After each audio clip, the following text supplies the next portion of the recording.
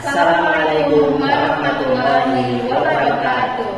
Halo guys, kembali lagi sama aku Rinata dan aku Muhammad Zairan Azlani.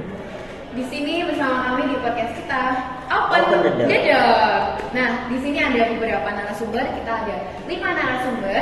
Yang pertama ada Karisma Mirul Karim dari Fakultas Syariah UIN Raden Mas Surakarta. Apa kabar Mas Karisma? Baik, Mbak. Oke, narasumber yang kedua yaitu ada Mas Hasan dari Fakultas Syariah di UIN Raden Mas Surakarta. Hasan. Baik, Kak. Selanjutnya ada Mbak Afirlia Putri dari Fakultas Syariah juga. Sehat, Mbak? Selanjutnya juga ada Karisma Putri dari Fakultas Syariah juga.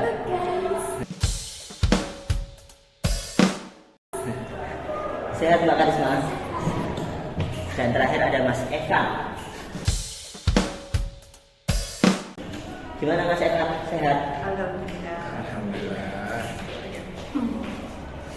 Baik, pada kesempatan kali ini kita akan membahas tentang verifikasi dan akreditasi tentang organisasi bantuan hukum.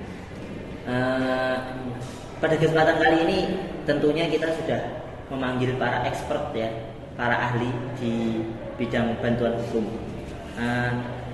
Mbak April, Ya. kenapa sih OBH atau organisasi bantuan hukum itu harus ada akreditasi dan verifikasi?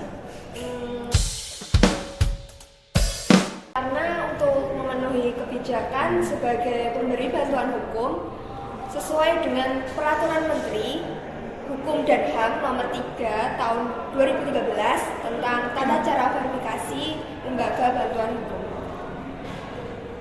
Jadi untuk memastikan bantuan hukum itu benar-benar ada ya Mbak ya? Ya, gitu.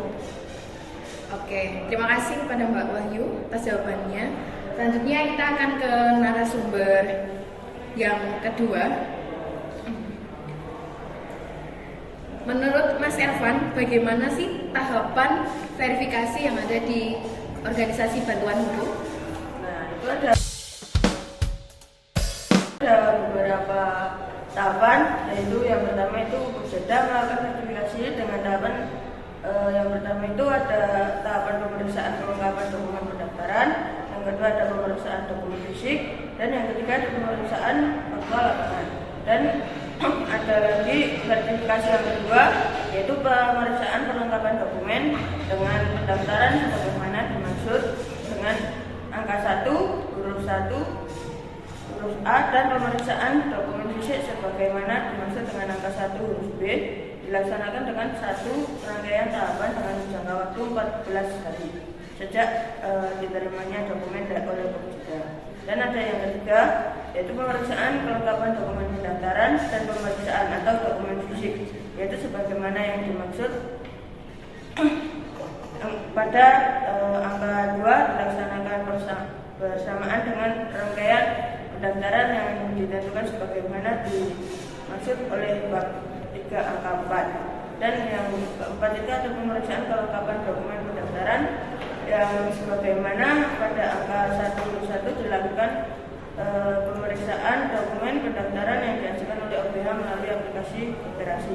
Dan yang kelima itu yang paling penting pemeriksaan dokumen fisik sebagaimana yang dimaksud pada angka 1 B dilakukan oleh pemeriksaan kelengkapan dokumen pendaftaran sebagaimana yang dimaksud pada angka 4 selesai dilakukan dan dinyatakan lengkap oleh Pokja. Jadi intinya tadi ada 3 ya Mas ya? Apa tadi? Pemeriksaan Pemeriksaan kelengkapan dokumen, kemudian terus pemeriksaan dokumen fisik, dan yang kedua pemeriksaan yang sebagaimana dimaksud oleh Pokja. Nah, tadi kan tujuannya sudah, kemudian tahapan sudah, sekarang ke tata cara. Nih, Mas Karisma, bagaimana sih tata caranya untuk OBH mendaftar verifikasi dan akreditasi? Untuk pendaftaran pengajuan verifikasi dan akreditasi OBH ada dua, yaitu yang pertama pendaftaran secara elektronik melalui aplikasi Verasi dengan mengisi data dan mengunggah dokumen-dokumen. Yang kedua secara non elektronik dengan mengisi formulir pendaftaran dan menyerahkan dokumen pendaftaran kepada Pokjada. Jadi ada dua ya Mas, Ya. secara elektronik dan non elektronik. Baik, selanjutnya Mbak Karisma Putri.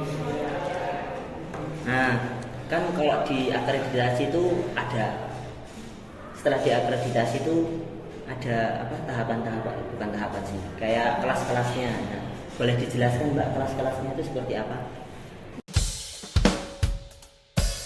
Untuk kategori akreditasi dari OBH sendiri itu ada 3. Yang pertama itu PBH kategori A. Jumlah kasus litigasi yang ditangani dalam kategori ini rata-rata dalam 1 tahun itu sebanyak 60 kasus.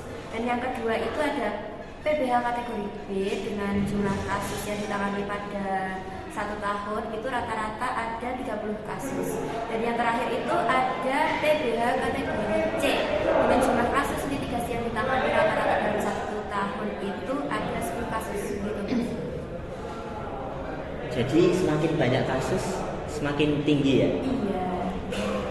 Oke, ini narasumber kita yang terakhir, pertanyaan yang terakhir. Siap, Kak. Untuk Mas Hasan, menurut Mas Hasan bagaimana sih penetapan sertifikat akreditasi yang ada di dalam PBH? Oke, menarik. Pertanyaan ya, penetapan sertifikat dalam akreditasi PBH. Jadi dalam penetapan itu kan ada sebuah tahapan yang dimana tahapan itu yang pertama ada hasil verifikasi dari akreditasi terhadap OBH itu sendiri, serta perpanjangan sertifikasi terhadap PBH menjadi dasar penyusunan rekomendasi akreditasi oleh panitia verasi. Jadi hasil verifikasi dan akreditasinya diurus oleh panitia verasi terlebih dahulu. Kemudian yang kedua setelahnya panitia verasi menyampaikan rekomendasi akreditasi dengan disertai saran dan pertimbang kepada Menteri Hukum. Nah, dari panitia verasi itu kemudian diberikan kepada Menteri Hukum dan Hak Asasi Manusia. Kemudian ditunggu selama 7 hari. Kemudian setelah itu Menteri Hukum dan Hak Asasi Manusia menetapkan surat keputusan dan sertifikat tentang kelulusan verifikasi. Nah, ini bagaimana lulus nggak nih akreditasi PBH-nya dari Menteri Hukum itu sendiri. Kemudian jangka waktu dari kelulusan akreditasi PBH ini jangka waktunya ada 3 tahun dan dapat diperpanjang. Bukan ini sih, bukan apa namanya? Bukan apa namanya?